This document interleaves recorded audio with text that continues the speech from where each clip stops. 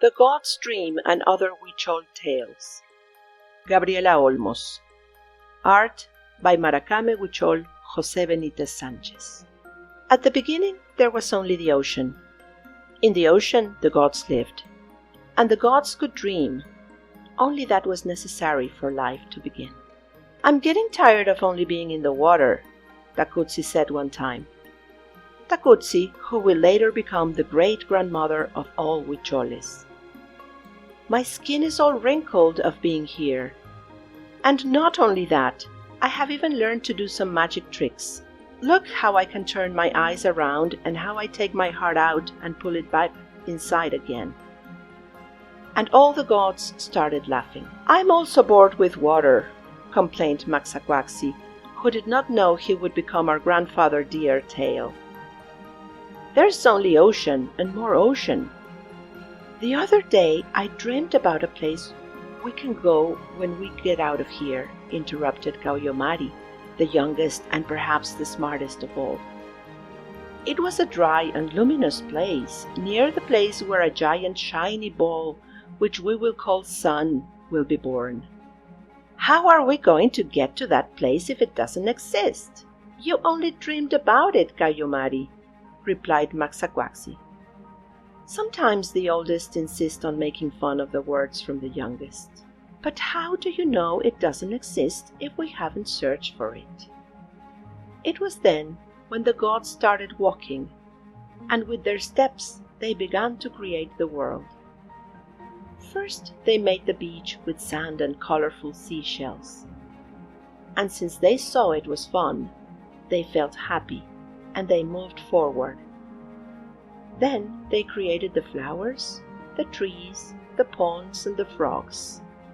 And when they heard them croak, they laughed so much that they thought everything was going all right. And they moved forward. They also created the cliffs, the slopes, the rocky formations, and everything we can see. Every now and then, some of them got tired of this walking, because creating the world is not that easy. One must be where no one has left their footprints, and that requires a lot of effort. However, since the rest did not want to stop, they were left on the road. And they, to embellish the world, would turn into water springs, hills, and even old trees, those who look like they have always been there. Everything would have turned just perfect, and the gods would have arrived without a problem to the desert where later the sun would rise, if Maxaquaxi hadn't had a nightmare. "I dreamed with some giants," he said as he woke up alarmed. "They were a bit full, but they had some instruments with which they could get easier to the place we want to reach. And since they had learned that everything you dream may come true, they were not surprised when the giants appeared in the world. Look at them! They have feathered sticks and some gourds." Kauyomari called the attention from the gods with a soft voice so that the giants would not know that the gods were spying on them. "Surely all these instruments are really powerful." "Hey, I'm sure they aren't," Maxaquaxi interrupted.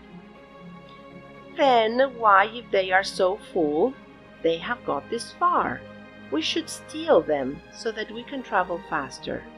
"I have an idea," yelled Takutsi suddenly, and everybody made her lower her voice. "Let's teach them to take their hearts out. They will learn it's so much fun." The giants loved their proposal. They had never seen anything like that. Takutsi turned her head around. She could make one of her feet look forward and the other backwards. She played with her eyes as if they had springs, and she pulled her heart out. And the giants copied her clumsily, although slowly, because after each trick they stopped to laugh for a while, just like fool people do when they believe something is going right. "Finally, we made it!" yelled Kauyomari when she discovered that the giants had tried to pull their hearts out. And they suffered from pain, because that was only a privilege for Takutsi. "I also dreamed about it," Maxaquaxi exclaimed, full of joy, while the gods stole the gourds and the feathered sticks that later would become their sacred instruments. The gods didn't take long to learn to do their rituals with those instruments recently stolen. They moved their feather sticks while they thought of all that could make them happy. They made offerings with arrows and gourds, and they even learned to sing. As for the giants, what a pity. They are still trying to learn to do Takutsi's tricks, with no success. Maybe when they succeed, they will open a circus, or perhaps they decide to continue walking towards the east. Some people think that it was thanks to their prayers that the gods could reach the desert where the sun comes out. There is no doubt that their rituals helped them to reach their destiny. But the gods would have never seen the sunrise if they hadn't been bored that day in the ocean, and above all, if they hadn't dared to dream about it.